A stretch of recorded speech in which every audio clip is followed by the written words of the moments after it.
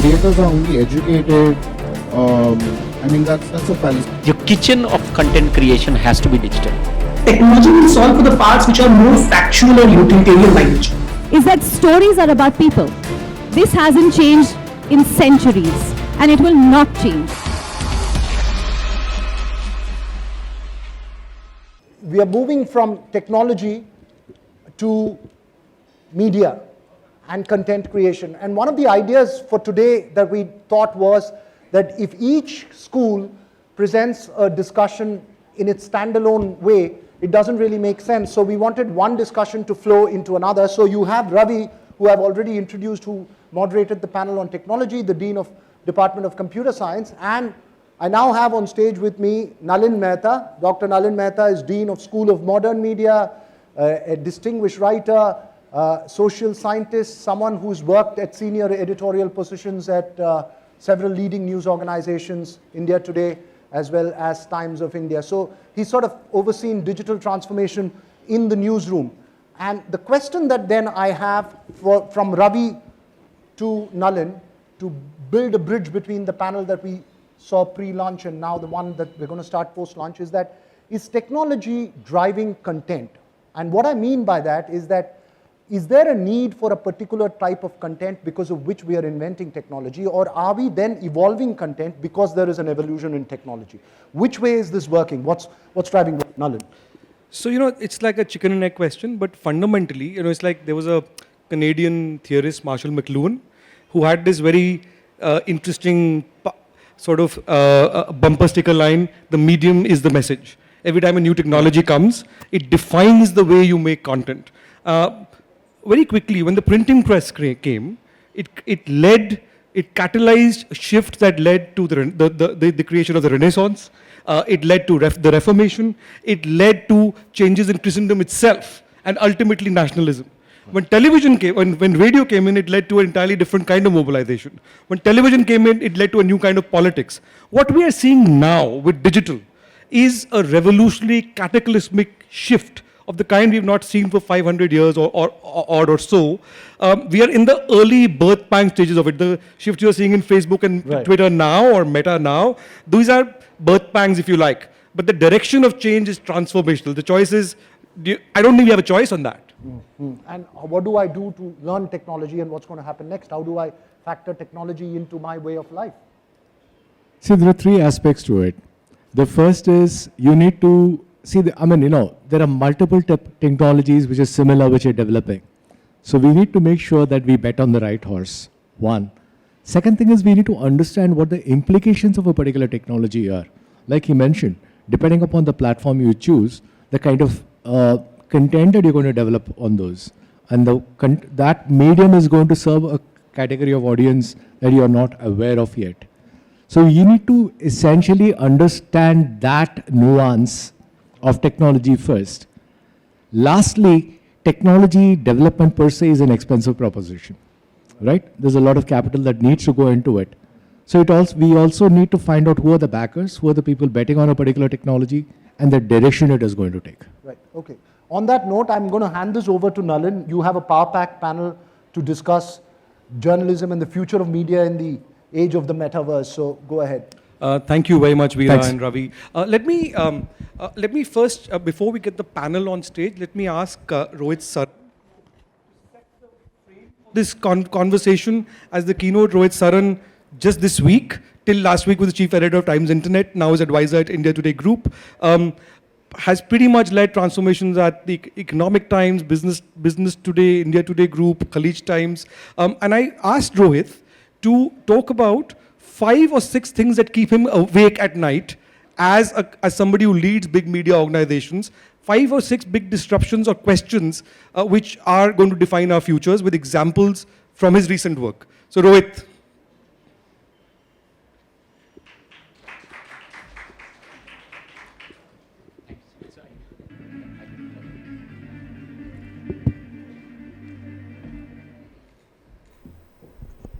Thank you so much, Nalin. Let me just do the basics of adjusting so I'm audible. Thank you so much, Nalin, and so happy to be with you and the audience here. Can you all hear me? Okay, thanks.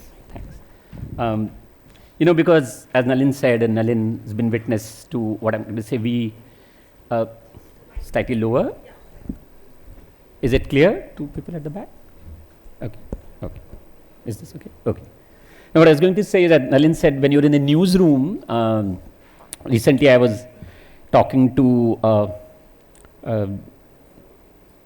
Menika Doshi, and she said that Rohit, newsroom is the most sort of ferocious time killer. You can go in the morning and come out in the night and not know how hours pass. So what happens therefore is that it's very important for people like us to be with you, to be able to share ideas with you, because we sometimes just lose track of how the audiences are perceiving our work, what they are doing, which actually is a death wish. So Nalin, thanks so much for having me here. I'll just, as Nalin said, I'll just share 4 or 5 thoughts and try to show you some examples of what I talk about through actual stories. I think one thing is very clear, is that one big thing that digital has done to any newsroom, I'm talking from digital newsroom perspective, but I think it will largely be true, and then we'll have a panel people who know television more than me, is that first thing is that it's very clear that the best days of storytelling and journalism are ahead of us. They're not behind us. And it's important to say right upfront, because for some very valid reasons, there's some despondency and very severe criticism, well earned, of the way journalism is moving, not just here, all over the world. All of it is well earned by the profession that I belong to, but do not confuse that with the fact that fundamentally the craft and technology for storytelling is improving, and with that, the work that journalists do is also getting better. It's just that the shallower work, the not so good work sometimes get more publicity, but I'll try and prove in my next 10-15 minutes that why what I'm saying is what likely to be, why best days of journalism are ahead of us. From the craft point of view, which is the most critical part from students' point of view and teachers' point of view, the craft of journalism itself is fundamentally changing. The tools that we apply to tell our stories, I think, are so much better now, and they will get so much better in very foreseeable future. And most importantly, the audience reach and audience understanding. Good part of my career went in print journalism, and we had no idea once your story came out in a magazine or a newspaper, who's reading when, where, what time, for how long, how many paragraphs. There was a very unguided intuition that was going into making the product. But today, for each story that you do, you can know everything about that story, who's read which part of the word. Firstly, each story that you push the publish button on digital goes to the entire word. So there's no distribution in that sense, because everything is distributed universally. Especially if you're English language, you have that slight advantage that you're reaching everywhere. And that same audience understanding adds so much if you're a recipient to the ideas that you're getting from that audience. So so I think that itself is huge. And so I want you to understand that no matter how sad you feel when you see a bad piece of journalism, as a profession, we're getting better. Why I'm saying so? There are 2-3 points. One is that in a typical newsroom, broadly speaking, there are thousands of types of stories that are told, but let me just put them in 2 broad buckets. One is just news reports, something that's just happening, it is going out. In digital, it's 24/7, in newspaper, it's once in 24 hours, in magazine, depending on the periodicity, but it's happening and it has to go. Let me just say, it's pure news report. There, I think some foundational changes are taking place in the speed, quality, and cost, all 3. Usually in management schools, you'll be told that in any environment, you can't get faster speed, higher quality, and lower cost. You have to choose 2 of the 3, is usually the wisdom is. But actually in a newsroom with modern technology, you can get all 3. And there are enough examples. And that is a huge power to us as journalists and my colleagues on the business side who have to make business model behind whatever we do. in fact, I'll try and show, but before I come to that, I'll show you an example. When COVID struck in March 2020, I was working with a person called Rishabh Srivastava, who Nalin knows, and we have collaborated. Some people in this room may know about him. He came up to me and said, Mr. Saran, I can create, so government health ministry had started putting out data on COVID cases, and everybody wanted to know that time the interest in how many COVID cases going on. And I think by mid-April, health ministry was releasing state-wise data morning and evening. Then they reduced it to just evening later on. And he showed me a work which was ready where if health ministry was releasing data at 8:30 or 9 in the morning, within 10 minutes, he will have a complete story on 29 states of India, 5 paragraphs and 6 graphics in 10 minutes of government releasing the data. So all the PDFs that government was releasing, government loves PDFs, they never release data in Excels or Google Sheets, they always release in PDF. But so he has the backend which could scrape the data, visualize all of them in beautiful trend lines, tables, bar charts, write paragraph each. All the text, including headline and introduction to that article, was being automated. And he was putting it out. So I don't want to right now go into the brand that took it, but a relatively small brand decided to use his work between mid-April to mid-May. And 1 week after he started giving his content. Every morning he would send out 29 stories, and those 29 stories will be updated 8:15 in the evening. Within 10 minutes of government releasing the data, all those 29 articles used to be ready and published. That small news outlet, and this is the business side and the readership side, within a week, they started seeing disproportional visibility on Google search.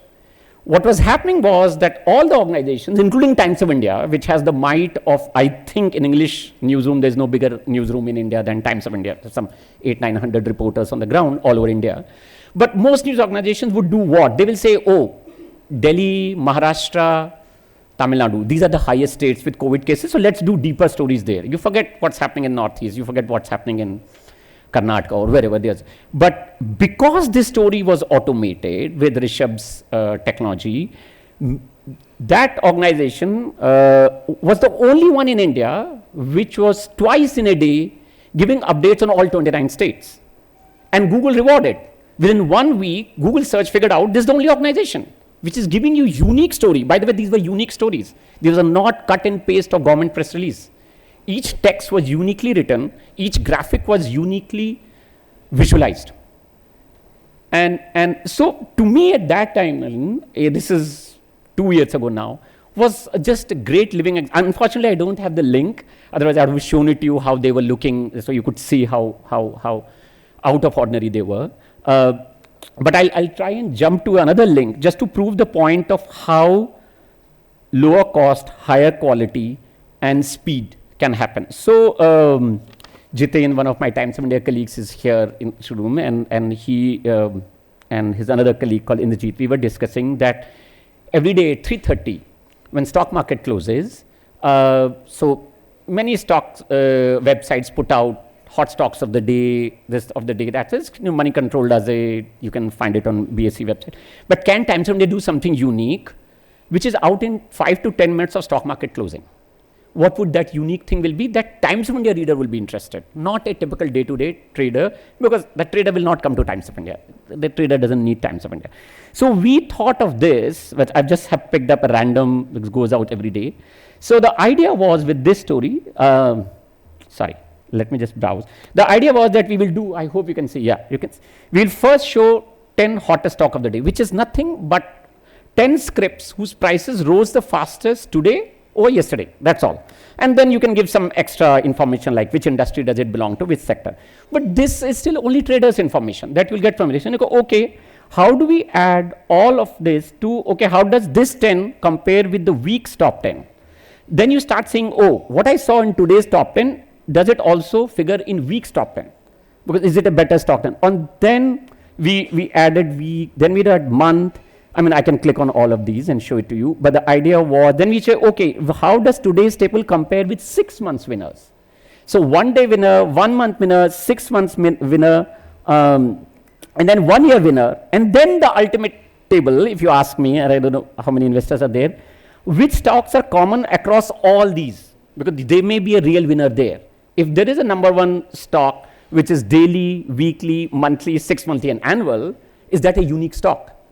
And do you want to talk about it? Now, if we were to manually do it, it would be impossible. There's no way. You would have put out this article maybe at 9 p.m. And if 3:30 the market closes, can we get out by 3:40 was the idea. And again, we worked with a tech colleague, and this is now a reality. Now, this has to be showed up more, stories have to be written, this has to be propagated better. And in this, I mean, there are many examples, but I just wanted to show you that even when news breaks, technology intervention can substantially improve the quality and speed of what you deliver in any newsroom, frankly. You just have to think of any idea, whether it's cricket, whether it's hockey, football. We were discussing some football properties. And at the moment you discuss that with tech and design colleagues together, it changes everything. Your offering changes everything. There is something else that technology is doing while enabling this. And which is, I'm using the term that I have used with Nalin in several conversations, what I prefer to call is pre-content. And I'll tell you what pre-content means. See, all newsrooms and journalism schools have a common aim. How do you improve the quality of content? Okay, speed is fine, but is it good content? Will it be paid for? Will you pay to read this? That's frankly the biggest commercial and creative challenge for all newsrooms in India, across the world too. Is it creative enough and fast enough that people will say, oh, I'll pay for this.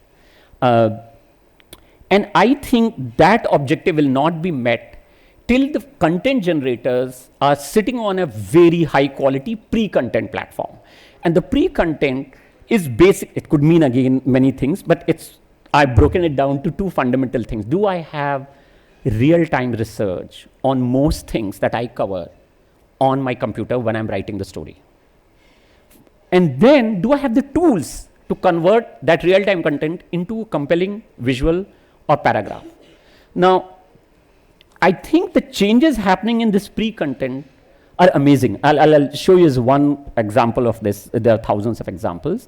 One example is this person who had developed this, the COVID story platform that I told you 2 years ago. He gave up and he's now developing something called data narratives. And this, I think I was telling Shelly before the meeting that his objective was, can I type anything that I am writing story or want to just have a chat on and get, like Google search, can I get charts on that topic? Just charts, nothing else. So here, let's say, I often search, I think all of you search a lot on Delhi pollution. So I was searching on Delhi pollution and let's see what happens. If I search, the product is still under development. So it's still a startup product and I don't know what the internet speed here is, but see, this is it. So there'll be series of charts on, each of these chart is real-time data on Delhi pollution. Nothing stored, nothing. So I can go here, I can say, what form do I want to use this? I can export as PNG, CSV, SVG, and I'm writing a story, I'm writing a 10-paragraph story. I simply do embed code and write my text. In 2 months, each of these charts will have automated 2-paragraph text written on it, which will change the moment data changes. These are all interactives. I can go and change my date. I don't want 24, I want 30-day data. It will change it to 30-day data. I want 2-year data, it will change to 2-year data. And so on and so forth. I'm showing you pollution. This is all India pollution. So you want to write 2 paragraphs of Delhi pollution, then you move to what is all India. Which centers in Delhi are more polluted than others? What is the wind speed, by the way? How is temperature correlating with pollution? So the thing is, so far in the newsroom, and I'll not go too much detail into data narratives, but so far to realize the importance of, you could have all of these thoughts while writing the story, but where you got hard data in an auto-visualized form to just embed as you write. This is what my opinion is, that I think we need I mean, you can later on take this and you can search on other things. This is just not pollution. It serves you real-time data on a whole lot of things, including, by the way, elections. There's no real-time data right now, but when Gujarat and Himachal go on polls, you'll see industrial production, GDP, crime, so on and so forth. I think, so second big point, I think, is that quality of pre-content has to and is improving. Our newsrooms and students of journalism making this full use of it and actually contributing to improvement of pre-content. The other pre-content thing, which is, this in a way is a good case study of research and tool coming together and being served to you, but often you will not have it. You will have a CMI database, you will have an NCRB database, you will have this, that, but you will not have a tool to visualize that data and put it out very form. So again, I think some of my Times of India colleagues are here, and we had a tool called Data Wrapper, which we use extensively. And the great part of this tool, and I just like 2 seconds, I'll show you. It's in a way, if looks-wise it confuses you like data narrative, it's not data narrative because none of the data belongs to Data Wrapper. Data here belongs to the user. If Times of India is the user, for example, all the charts that you're seeing right now on the screen do not belong to Data Wrapper, they belong to Times of India. But the beauty of this, if anybody here who has worked in newspaper or magazine will say how graphics get made. You tell your designer, I'm doing the story, these are my 5 data points. They will make a chart in a very static form. You can't reuse that chart anytime. And so today, if you're doing an inflation story for this month, next month, new inflation data comes. If you want to redo that graphic, you'll have to start from ground zero. You have to give them all the data again. You'll redo the entire data. You don't even know the shape of your trend line unless you have auto-visualized in your head. And sometimes the shape of trend line is important for you to rise your headline and introduction. So there's a tool like Data Wrapper, which I thought the beauty of this was it had something called Data Wrapper River, where you can pick up any chart, for example, and see there's a reuse button. All you need to do is to reuse this chart. So you have whatever chart, you just want to update the last point on this chart. Rest of the chart is ready. And the moment you click on this, like I showed the data narrative, it gives you what form do you want to use. You want to use it online, take embed code. You want to use in print, just download a PDF, resize it to your requirements, ready to go. So I'm a little data biased person, so I'm showing you a lot of data tools, but similar tools exist for pictures, for videos, for text editing. Tools like Quillbot, Longshot, you can write 5 bullet points and they will convert into 5 paragraphs. You write 10 paragraphs and they will give you 10 bullet points. These tools are real, they exist in the market. They're no more in the realms of imagination. You write and this tool will give you 5 headlines. You ask for 5 more headlines, it will give you 5 more headlines. And I was looking at the tool called Longshot, and Longshot was giving, is also suggesting you, they have a feature called Unstuck Me. So you're writing something, you're stuck. You don't know what my next paragraph, you have a lot of confused thoughts in your head. You click a button called Unstuck Me and it will unstuck you. It will just write a paragraph for you. And then you choose whether that's the thought that you wanted or not. This is all open AI coming into the newsroom. So I think along with pre-content and news report, the technology is really redefining both. One last point, Nilan, I wanted to bring out is this, which is a very less understood concept. And this is where I think books and what happens in the book publishing industry and journalism have a lot of commonality, is that I think as journalists, we are trained not to think, unfortunately, of lifetime value of our work. If I'm doing an inflation story, a COVID story, or a crime story, I don't know, Gujarat election story, I think this story is this. Tomorrow somebody will read it, day after, that's it, that story is dead. This is, apart from the bad journalism, it's very bad business model. Because my owners should be able to get lifetime of value from my story. And I think it's important that journalists start understanding that. And here I was talking to Nalin the other day, I was giving a lot of examples, and I was telling Nalin, so Nalin's book, actually I had it open here, I don't know whether I can move my screen. And I was looking at it, Nalin, I was looking at your book and all the beautiful charts, and some of these charts I had seen before you had actually put it out in the book form, and how good it would have been for me as a reader to have an annual subscription where, sorry, I am trying to see, trying to move to charts. If I had bought this book and I had a digital copy, can I actually have a system where every year or every 6 months, you are updating the charts? And all I'm doing is then your publisher can come to me and say, look, you bought this book for sorry, I'm unable to jump to charts. Something has happened to my screen. But suppose you used something like 100 charts, maybe more, right? Say 150 charts. Imagine all the charts getting updated as and when data get updated. What it does to me as a reader is that every 2 to 3 years, and if I'm really in love with this book, I don't have to buy the entire book again and again. All I tell Nalin's publisher is that I bought this for 600 rupees, fine. Every year I'll pay you 50 rupees and I'll just update the book. What Nalin has to do is to say, I anyway update. I'm invested in BJP is good. I'm passionate about it. I'll just update all my charts at the back end. And I will happily plug my book into Kindle or whichever server you want me to plug into, and I'll get my book updated. Similarly, in newsrooms, we have started thinking, but it's only at a thought stage, it has not reached the execution stage, where when you write even a very breaking news story, are you using elements in a modular form that are timeless in nature, and are they getting stored for subsequent search? Where if I'm doing a subsequent story, they can be brought in and reused again.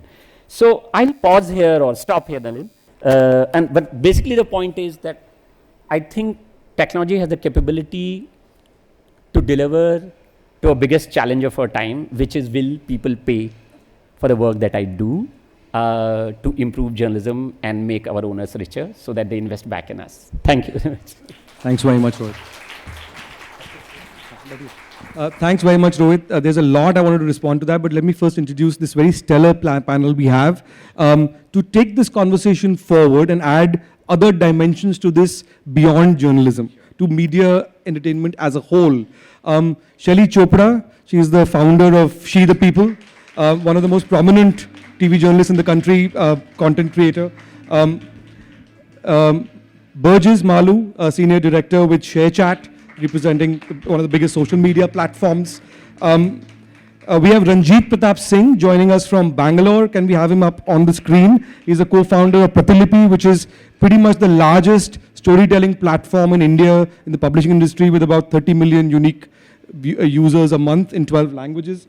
Is Ranjit online? Can we have him up on the screen? Thanks very much for joining us. The first thing I wanted to do, and Rohit, I wanted to respond to you on many things, but let's open up the conversation first. Let me ask Ranjit first. Ranjit, thanks for the patience for waiting, and to both of you also for waiting, because we were behind schedule. Ranjit, you heard Rohit talking about journalism. You run the largest platform for storytelling in the country in regional languages. And it is user-generated. That's very different from this big media perspective. So I wanted to ask you, when you're dealing with content today, I mean, all of us old foggies, I think we are all old foggies, Rohit, from the old journalism world, think of us only as content creators. But there are 1.3 billion people out there who are making content, sometimes much better than any of us who've been trained to do it do. And Ranjit runs the platform that does that. So Ranjit, how do you respond to what Rohit was saying and your views on this? So I absolutely relate to almost everything that Rohit said. I hope that I'm audible here. Absolutely. Yeah. Yes. So I could relate to almost everything. And in fact, some of the things that he was talking about are things that we are building that not just Pratilipi can use, but hopefully other companies that may not be able to invest as much into newer technology can use as well. So in general, I think a lot of times people are afraid of changes. A lot of times people think that they can fight against technology, they can fight against progress. Typically, we have seen this happen industry across industry, market across market, that change is an inevitable law of nature. That is always going to happen. Like technology is going to become more and more important to how we operate, to how we live, to how we create content, to how we consume content. Either we can fight that and we can live in a hubris that somehow my industry is special or somehow my country is special, or we can actually utilize technology to become better itself. It doesn't have to be that technology essentially makes everything works. It can make things better. And I think Rohit gave a bunch of examples around the same lines.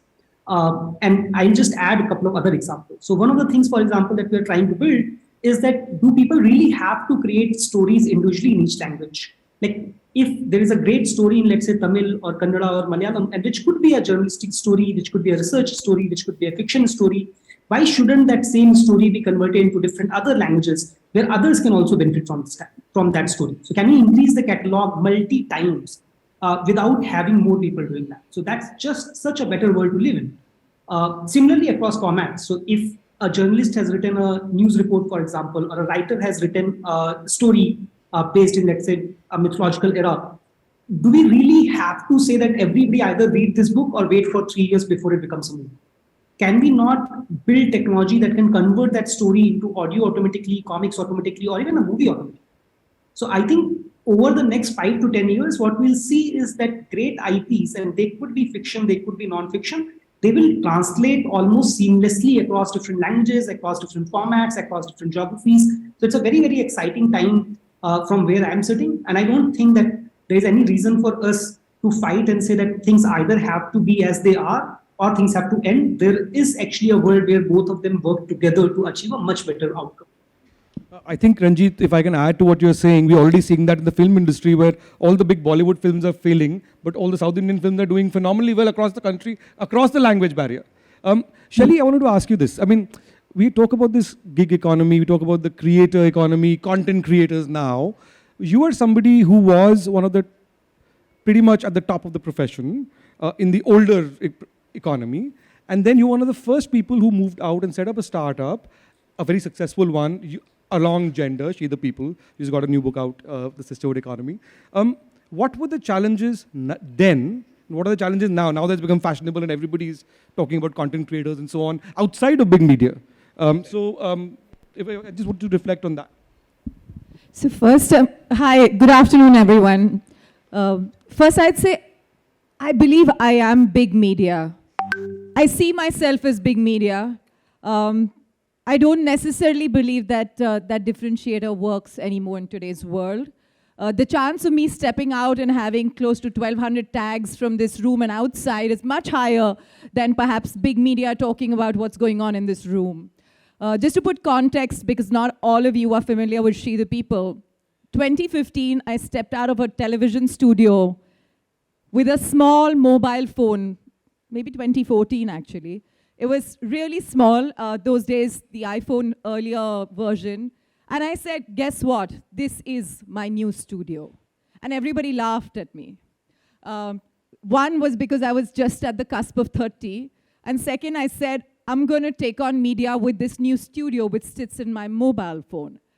But even more, the laughter grew even bigger and louder because I said, guess what? I will focus on stories of women. 7 years down, we are 20 million views a month, and we have 3.2 million social following, and we have a community. And when someone says, different from big media, I say, what are you talking about? We are big media, right? So I think this is one overhang that we all have, perhaps as journalists, we all often have overhangs. So I think that's one thing to shed. But in many ways, what I really think is changing for us is that while technology is shaping, we often forget in the rut of keeping up with technology is that stories are about people. This hasn't changed in centuries, and it will not change in the centuries going ahead. So to something you started with, is technology chasing content or content chasing technology?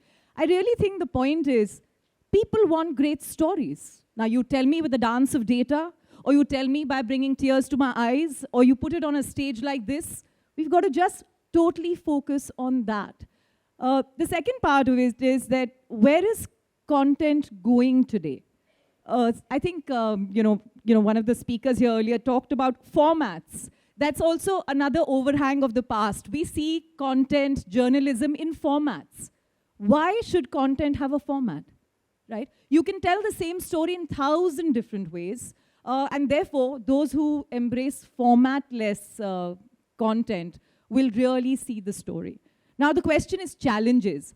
I think the challenge is no different. The challenge for centuries has been, how do you tell a great story? How do you get it to maximum people? And how do you move something in somebody who's watching that story? Nothing has changed about that. Nothing. I can watch a piece of data and feel totally moved and excited, and it can be otherwise as well. Yes, we were a first mover. We continue to see a large number of Me Too kind of products emerge, But you know, there is, no pun intended, but for those who want to take it, you can. That said, you know, it's fascinating to see that content isn't anymore about consuming alone. It's about engaging. We all interact on our social media every day. We don't just consume, right? There is a large growing interest in having that content by saying, how do I participate in the pollination of that content or a reaction to that content? And I think going forward, those who can get that out of audiences are actually making, you know, content have the life that I think our friend at Pratilipi was talking about. You need to, or you were, Rohit, that, you know, the longevity of a story, right? How long can people come back and interact with it is another element I feel that we all should think about. Oh, there is a mic here. Oh, thank you. Sorry, Burgess, I wanted to ask you this thing. So, see, we've heard from a content creation point of view from different viewpoints. Burgess, you are with ShareChat. You're a social media platform. How does this look to you? Because you work in your platform is in multiple languages, in 12 different languages, if I'm not wrong. 15, yeah, 15. And fundamentally, a lot of us, whether it's Twitter, whether it's Meta, whether it's Instagram or ShareChat or whatever it might be, we are all consumers of content from that. But there is now increasingly a feeling that for content creators, what do they get from a social media platform? What they get is publicity, but they are being monetized by the platform. How do they monetize their own thing for themselves? And how do you deal with that challenge? I mean, that's a question to you. Thanks. So I think creators have now found more ways to monetize, right? Platforms are also assisting them. So it could be in-app gifting. You're a big fan of the creator, you start gifting them in-app. And you're seeing this across platforms. The other way is there are creators who are now selling products on the platform. So there's e-commerce that's happening on the platform through creators. And this is, I mean, in China, for instance, there's one creator who sells about $1 billion worth of goods on Singles Day, right? And if you're getting about 10% of that as the creator, that's a lot of money. And we are seeing that now grow in India. And then there's obviously brand deals. There's, you know, the reach that you get on a platform can be far more than you get on big media, for instance, right? You should point to her as well when you say big media. Yes, please. Right. So, or new age, you know, traditional media. We are new age media. So, yeah. So I think that there are ways for creators to get money to monetize on platforms, and you're seeing that across platforms, right? You're seeing that on social media. You're seeing that on blogging platforms. So even a Substack, for instance, right? People are now donating money to their favorite writers, taking in subscriptions from them. So there's different ways for creators to monetize on platforms. It's not that platforms are taking money from the creator. When you look at different languages across India, and this is an important point, that do you see, what are the common things you see across consumption patterns with content, and what's different between, say, North India, South India, and the rest of it? I think more and more content is becoming video, right? Considering now you have 5G, and I was surprised I got 5G this morning. More and more people want to access content that's visual, content that's easily understandable. And in the case of video, for instance, you don't even have to know how to read. You can just watch it and you get it. 3 seconds, right? I mean, you've got 3 seconds to catch attention. Yeah, but the other problem is that if the first 3, 4, or 5 seconds are not interesting enough, our attention spans are so fast that you want to move to the next video.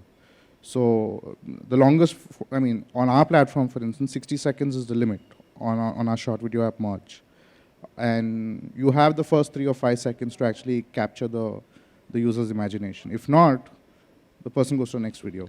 So I wanted to bring this to education. We're talking about disruption. What does it mean for, so we did a survey, Shelly, recently with our students, and we asked them which are the companies you want to work for, which are the sectors you want to work for within the broader media sphere. Vikas is here, he heads the Times of India. And to our great, well, not to our surprise, but fundamentally, out of this entire lot of students, not one said they want to work in television, not one said they want to work in a newspaper. They all said, there were 11 or 12 categories they said their first preference. All of them started with the word digital. And maybe about only 10% said they want to be journalists, but they said web journalist, right? So I was talking to them and I said, look, when you were saying, okay, firstly, out of say 100, only 15 want to be journalists, and nobody wants to work for TV or newspaper. Now, among the journalists, you were saying web journalists, so what does that mean to you? Will you work for, and they said, well, Aaj or, so I said, well, does it mean a platform like Shelley's, which is digital only or digital first? Or does it mean the the digital arm of a Times of India or an Aaj Tak? They said Aaj or Times of India is fine. So I said, but they're very different things. One is from a television thing, one is from a newspaper thing, and they are also very different ideologically and otherwise. So do they mean the same to you? They said, they mean the same to us. I don't see them as TV or newspaper. I see them as just digital. The only thing is because they have a legacy, maybe I'll have maybe slightly better job security than going to a startup. That's the only difference. Rohit, do you want to react to that? Yeah, I mean, that's not a surprise, Nandi, and I think, so, I mean, Shelley started in digital. So I think for traditional or legacy, however you want to define people like Times of India, Hindustan Times, Indian Express, the old brands, let's put it that way. I think the thing is that, and that's important for this one, your kitchen of content creation has to be digital. You cannot have your kitchen anywhere outside. You can have restaurants in print and television and wherever else. But because digital is already and must already be the most demanding kitchen, I have infinite space. I can put videos, I can put pictures, I can put GIFs, I can put audio. And I can tell a story, as Shelley rightly saying, it moves the people most, right? That's what you want. And if I can, and if I was earlier writing 10 paragraph story, after 2 paragraphs, there will be a 30-second video, and then there will be an audio voice of a quote. Why am I reading? I can listen to that quote. Maybe something about the voice is so compelling that I shouldn't read, but I should hear. I have those tools. So I think it's very important and I think that's what your students are going to demand from content creators, that no matter which brand, old, new, your kitchen has to be digital. You can have 1,000 different restaurants. You can run out of it, and you must, because as Shelley rightly said, sell a good newspaper, run a very successful video. Digital is the most demanding, most creative space. Rohit, I wanted to add something to what you were saying, and I'll throw it back to Ranjit after that, and then to Shelley and to Burgess. You showed the example of the stock market stories. Now, those are fairly, okay, I don't want to say the word easy, but that kind of stuff is much more easier relatively, because it's simple data, it's just a question of coding it and doing it in the right manner. But when Let's say within 10 minutes. And asking the right question and the time. What I'm saying is, that is chart. What you, I think, alluded to but didn't necessarily show is the text writing itself. And that becomes far more challenging when you start going into things which are more than just business. When you talk about politics, if a story which is written on the election which talks about Modi versus Rahul Gandhi, what language is that AI engine using? You can get sued for it, right? Immediately. So now, one of the things that you can be Luddite and say, I don't want any technology because, whatever. But one of the things that we did, and we did that together, you remember that? In the elections of 2019, we got an AI engine, we built one, which did a live thing for all 543 constituencies of India, where a 800-word story was being written live, updated live with 10 graphics every second while the result is coming out. Now, typically in a newsroom, at best you will cover VIP constituencies, at best you will cover big trends. You will not cover all 45, 43. What this allowed us to do was that your AI engine is writing all of that, so that's your bread and butter, which is what is getting you maximum viewership, Google, all that, and you're freeing up your reporter to do the real stuff which a machine can't do. The insight, the analysis, why this happened, all of that, what does this mean if Modi wins, all of those things. But it took us 4 elections to get that language right, in a way that I won't be sued for it, right? So I think the point I want to ask Ranjit is that, we all think that we all know how to make content, but fundamentally all these big shifts came outside of our kitchens. So you showed the example of Rishabh. He's never worked in a newsroom, but he brought us technology that, we had never thought about. So Ranjit, you have just bought a publishing platform, a traditional publishing platform called Westland, which by the way is also my publisher, which you know. Why did you buy an old world publishing platform? Because we're talking about tradition, we're talking about change and disruption and next thing, but you just bought an old world thing. Why? Which by the way includes me, my book. I think you're exactly right. So generally, like hard technology. It's typically built by people who are essentially technologists. It's not typically built by people who are coming from the industry that they are working in. So the largest, for example, let's say hotel company, practically for all practical purposes, even though Brian Chesky may not want to say this, is essentially Airbnb. The largest media company likely is essentially YouTube. But these companies are built by engineers, not necessarily people who are coming from a hotel industry or from a movie or Hollywood industry. Having said that, there is real value to insights and experience. There is real value to curation. So I think the best of the both worlds happen when you have a combination of both. When you let technology people build the technology, and then you let people who have expertise to essentially build insights on top of that technology. So our thought process is and has always been that, for example, can Westland find me like the stories that are likely to be the best Harry Potters and the Game of Thrones of tomorrow? And it could come from literature or our other UGC platform as well. What technology does is that once I actually have that IP, what technology does is convert that IP into as many formats as possible. So as you rightly said, for example, in your own example of elections, right? So I think Cricinfo does this brilliantly for cricket as well. That like a commentator typing it out entirely is difficult. Like an AI engine can type scores and can tell you whether the ball was a good length ball or a short of pitch ball, but it's very difficult to say whether the batsman felt scared or delighted at facing a delivery. So what good companies of tomorrow or media companies of tomorrow, in my belief, will do is that technology will solve for the parts which are more factual or utilitarian by nature. That the ball pitched at this length, it came at this height, at this space. That is something that technology can do it in a much faster, much more reliable manner. But what that actually meant, how should people feel about it? That is the part where I think curation and judgment and expertise and insights comes along. So our thought process has always been that customers don't care whether it was a story written by a human or whether it was a story written by an AI or whether it was something of a mix. A customer cares or a user cares whether I like the story or not. How does that story make me feel? So our belief is that when you combine both is when you get the best outcome possible. Shelly, you still haven't answered the question why you bought an old world publisher. I noticed that. Because we did not have the skill set that Westland does. Like Karthika is so much better at judging whether a story will work or not than Ranjit is. Thank you, Ranjit. Shelly, a question to you. When we talk about disruption, and we heard about the metaverse this morning, AR, VR, that's where a lot of the storytelling thing is. That's another, the fundamental thing is like in the days of the cold cavemen, it was telling a story over a fire. It's the same skill, but tools are different, like whether it's AR or VR or XR now or metaverse. When you hire talent, when we were learning journalism or content creation, we were taught in a particular manner. Today, the way you produce it is very different. The way you distribute it is very different. The way it is consumed is very different. The business model is very different. And you're an example of that. What do you teach kids today and who are you looking to hire?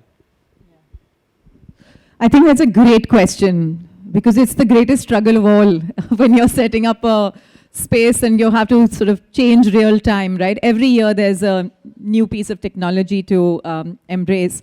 And you just talked about metaverse. Less than a month ago, I did my first interview in metaverse and lifted my new book in metaverse. That interview should be out soon. But I think this is fundamentally got two elements of it. One is the fact that you don't want to change the very core of what you need, which is a person with a fire in the belly to get the news, right? Much that it seems like a formula, getting news is about having some kind of feel in the gut, an eye for it, and the ability to go and ask a question that somebody else won't. So I think fundamentally that's very, very traditional in terms of what you look for in people. But the other thing that I really gear up, what is a team of an average age of 24, 23 in my organization, is to say, please come here to learn skills. Don't come here saying, I know how it's done. Because I am learning, and I am 42, and I'm learning every few months a new thing. Like now this metaverse thing, like every day I'm asking somebody, teach me a little more, teach me a little more. We are going to be in that phase for a very long time to come. And it'll get much faster, more crunched. It won't be like, 2012 to now, where we've had the luxury of time to understand digital tools. The tools will change much faster. So I think in that sense, it's really relevant for organizations that are training students and future talent. is to get them to just be nimble. You know, I'd rather have nobody with a degree, nobody with excessive skill set, come to the place and learn the skills of the job.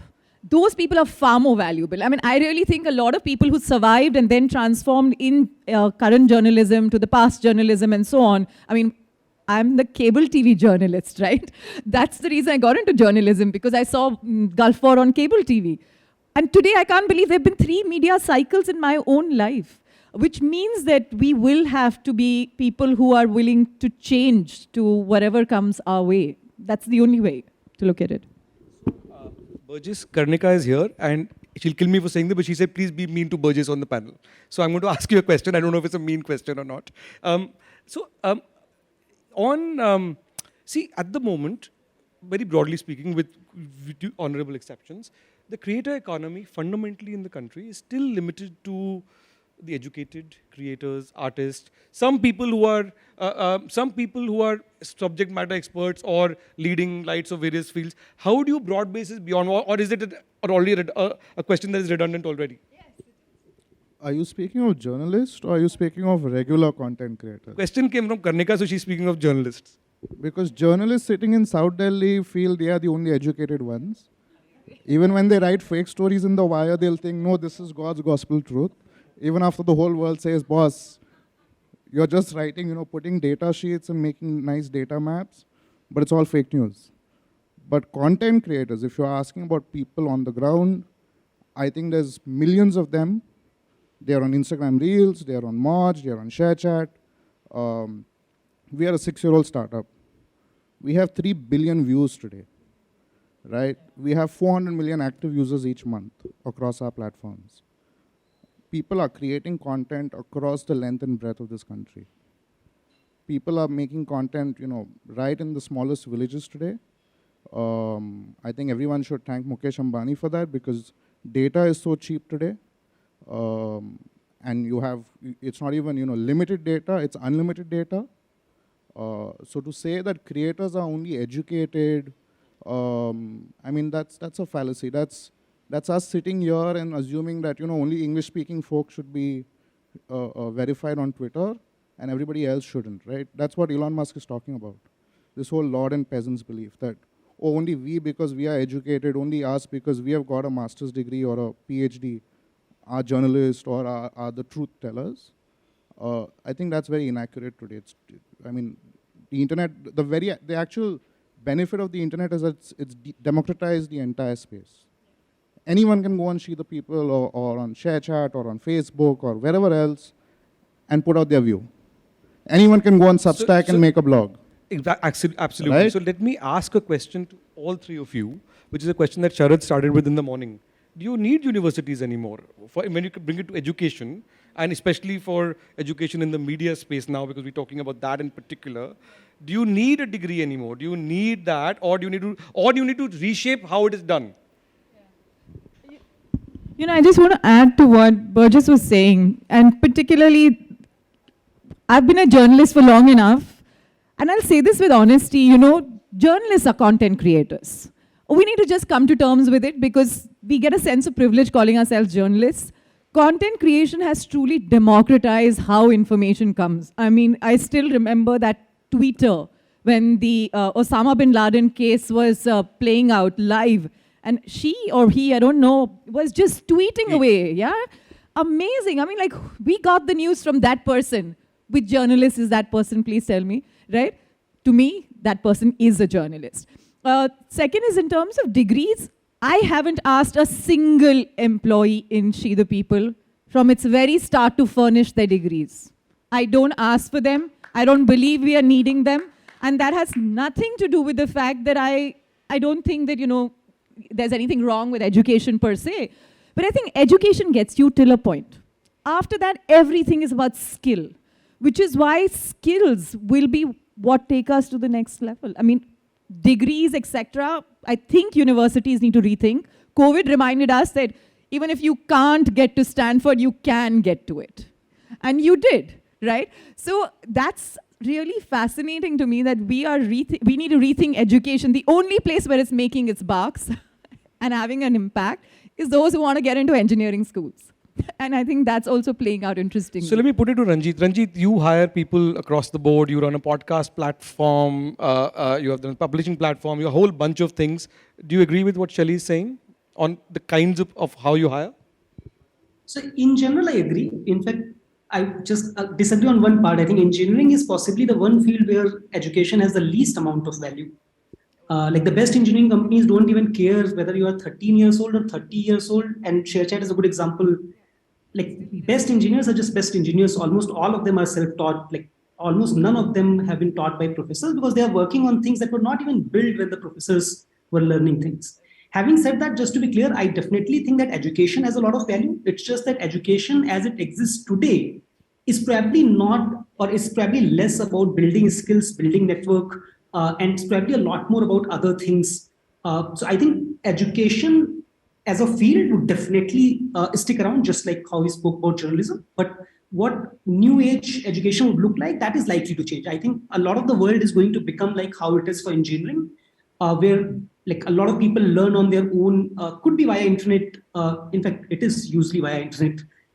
Like for example, in Prakriti, let's say, some of our best engineers are not computer science engineers. Like some of them, at least one of them that I know, doesn't even have any degree.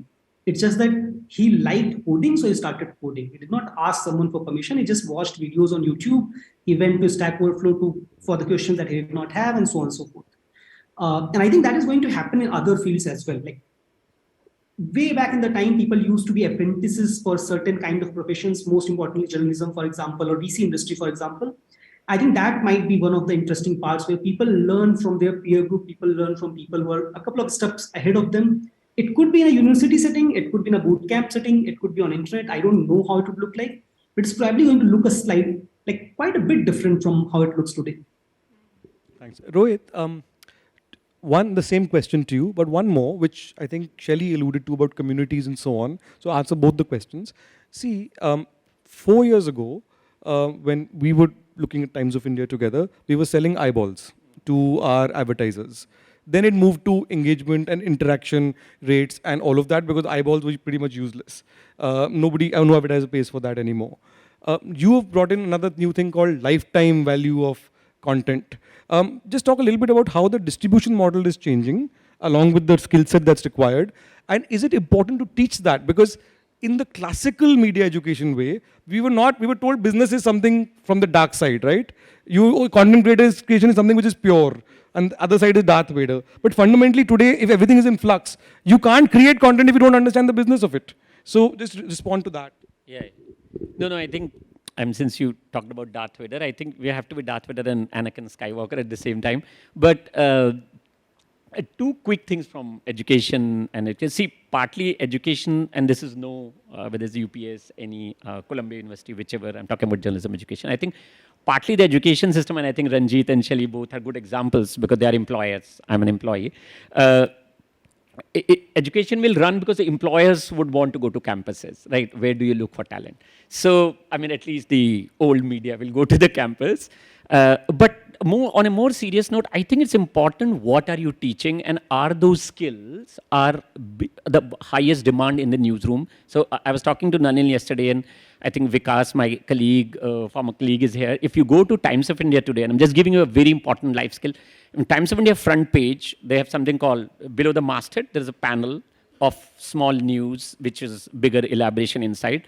And this is today's anecdote. So there's on the right-hand side, Times of India has run Elon Musk response to a TY Plus article. Because Elon Musk on Twitter responded. Now, why I'm talking about this, why is it related to life skills? It was a story in New York Times, which I had seen and a colleague had seen, and we thought the headline was very boring in New York Times. But it worked for New York Times because New York Times is a 100% paid website. You cannot enter till you're a subscriber. Times of India is not a 100% paid website, right? It produces lots of stories which are still free. So we changed the headline.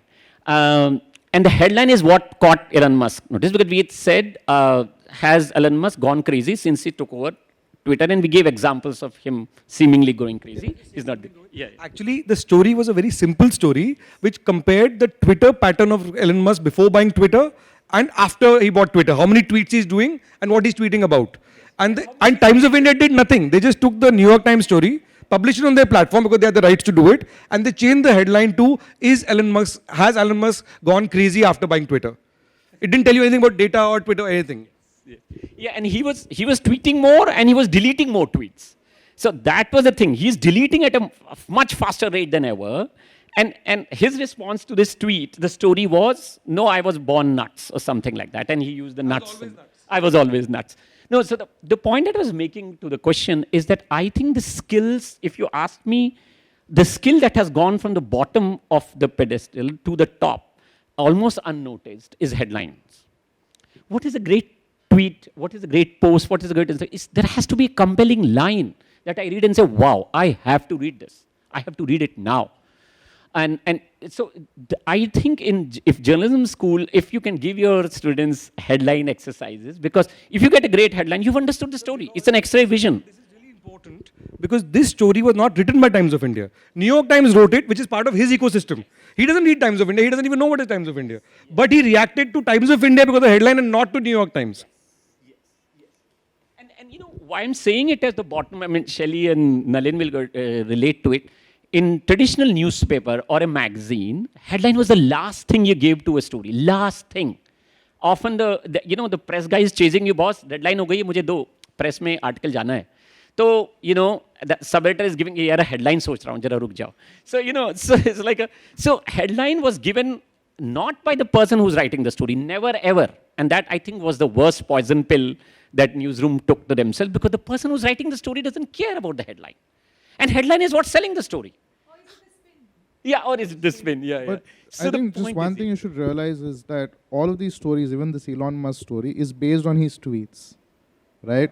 Half of the online media, if you look at Times of India or smaller publications, they are sitting on content platforms like Twitter or Facebook or whatever else, picking up content from there and trying to monetize it themselves by putting it on their website with a headline. Yeah, sure. No, but with the one point, very true what you're saying. Right? And I'm not defending Times of India because I mean, it's not. I'm not blaming For last Times. 10 days, I'm not working for Times of India. But to any other thing, I was saying that they're an investor now, so I can't blame them. No, there are news organizations, whether it is Shelley will relate to which is employing, they have boots on the ground. And what I did not show you is the ability to put. You can't just tweet 10 tweets into a story. You can do some stories like that, but not. Because Modi will not give you time for an interview, you will do that for Modi tweets. But there are stories to be done, and one Times of India story example that I was talking about is the Har Ghar Jal Nal scheme, where we sent a reporter to 15 villages in Bihar. Do you have tap water or not? And he took videos, took this thing and said half the villages don't have tap water. And that was one of the highest subscribed story in timesofindia.com. You can't get that out of Twitter. And this, I mean, I don't mean anything wrong, for social media is changing journalism in a big way. But I think, Nalin, to the point of education, I think schools, journalism schools need to send out students to ground reporting. There's a smell of the story, there's a feel of the story, there's an investigative angle to the story. We found villages that had tap but no water for the last 2 years. They used to just look at empty tap. And we recorded their emotional trauma of sitting at the time saying, tap bhi nikal do yahan se. And we recorded that trauma. So, that's what Ellie was talking about. Are you bringing the human? I just want to add one very small thing. And this is something that I think, we got a perspective from Pratiripi as well. We really think that technology will bring multi-languages, and that is the story. As somebody who's run a women's platform for 7 years, I can tell you, you need those feet on the ground for many reasons. Firstly, to get a gender lens to any story in the first place. But even more importantly, every language in the Indian context has an element that needs to come alive in that language. So today, She the People is in 5 languages. And we just launched our Tamil channel less than 30 days ago. We're adding 1,500 users a day. Why? Because we're talking about what these women want to hear in their language, not because some technology is translating it. And if you can translate, as you said, a political story, and took you so many years and so many reiterations to get the elements right, the spirit of the story right, on a women's issue, to get that fight out the way it needs to come out, it is layers of complexity. So I think we can't take away technology replacing feet on the ground and saying whether we are content creators or 3-second, reels attractors or whatever. At the end of the day, you need to have people who are storytellers getting the story. Storytellers. And I think that's a very good note to end on, because fundamentally it's about storytelling, whichever platform you're on. So thank you so much. We had a great discussion. Please put your hands together for Ranjit, for Shelly, Burgess, and Rohit. Thanks very much. Ranjit, thanks so much for joining us from Bangalore. Thank you. Stay on stage. Right. Like very interesting conversation. I was just wondering in the middle of all this that you guys were talking, if you know journalism was just a skill that's now added on to anybody else. You don't need that specialist journalist or specialist storyteller. I wonder what your panel thinks about it. Is storytelling just an art that needs to be taught to everyone? So a lawyer, a data scientist, all of them become storytellers, and the real storytellers like ourselves. So I don't think there's any real storyteller. I think that's a misnomer that all of us have about ourselves, just because we started in that profession. I think storytelling is storytelling.